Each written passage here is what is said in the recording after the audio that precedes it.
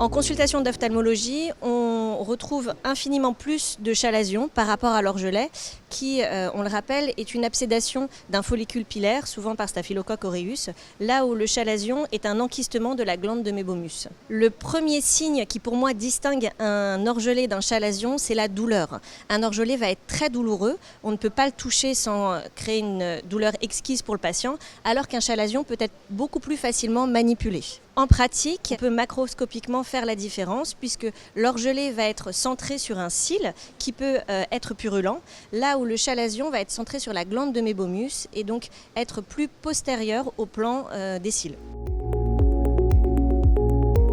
Le traitement du chalazion s'appuie d'abord sur des mesures physiques. On va venir chauffer le chalazion au moyen d'un masque chauffant pendant 3 à 5 minutes afin de liquéfier le mébum. Sa température de fusion étant de 43 degrés, il faut chauffer longtemps. Puis on va masser la glande afin de la drainer mécaniquement. Avec ceci, on va ajouter une pommade antibiocorticoïde, corticoïde pour baisser l'inflammation locale et antibiotique pour éviter une surinfection du fait des manipulations itératives.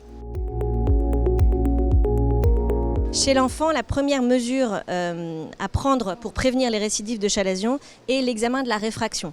Car en effet, la première cause chez l'enfant de chalazion itératif, c'est l'hypermétropie non équipée. Chez l'adulte, on s'attardera à rechercher des facteurs d'inflammation cutanée comme la rosacée ou la dermatite séboréique qui peuvent mener à des chalazions plus fréquents. On incise environ 10% des chalazions quand ceux-ci se sont enquistés, c'est-à-dire qu'ils ne se drainent plus à la pression. On va pouvoir le faire lorsque la paupière est complètement calme, sans inflammation, afin de permettre une belle cicatrisation.